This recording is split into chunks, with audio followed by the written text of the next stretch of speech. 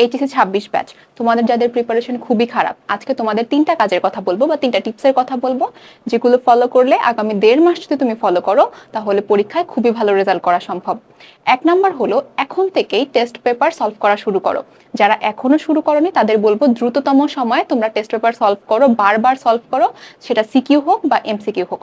Second যে কাজটা করতে হবে, বারবার প্র্যাকটিস করা। যেটা তুমি পড়ছো বা যেটা তুমি একবার লিখছো সেটা বারবার প্র্যাকটিস করো। আর লেখার কিন্তু বিকল্প নেই, বারবার কোন ফরম্যাটে তুমি লিখতে চাও, কিভাবে তুমি কোয়েশ্চেনের অ্যান্সার করতে চাও, লেখা শুরু করো এবং বারবার প্র্যাকটিস করা শুরু করো। এবং থার্ড এবং মোস্ট ইম্পর্টেন্ট জিনিস হলো 8 ঘন্টা ঘুম, 8 ঘন্টা পড়া এবং বাকি কাজ 8 ঘন্টায়। এই 3-8 রুলসটা ফলো করো যাতে তোমরা পরীক্ষার আগে একদম অসুস্থ না হয়ে পড়ো। অনেকে কি করো যে এত পরিমাণ পড়াশোনা করো পরীক্ষার আগে যে অসুস্থ হয়ে যাও এবং পরীক্ষাটা খুবই খারাপ হয়।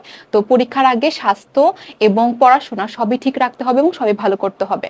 এই সময় লাস্টের দিকের সময়টুকুতে তোমাদের দরকার একদম গুছানো প্রিপারেশন, গুছানো পড়াশোনা এবং গুছানোভাবে কাজ করা। তো সেজন্য তোমাদের যাদের পড়াশোনায় এখনো সমস্যা হচ্ছে তোমরা কিন্তু আমাদের কোর্সটাতে দেখতে পারো।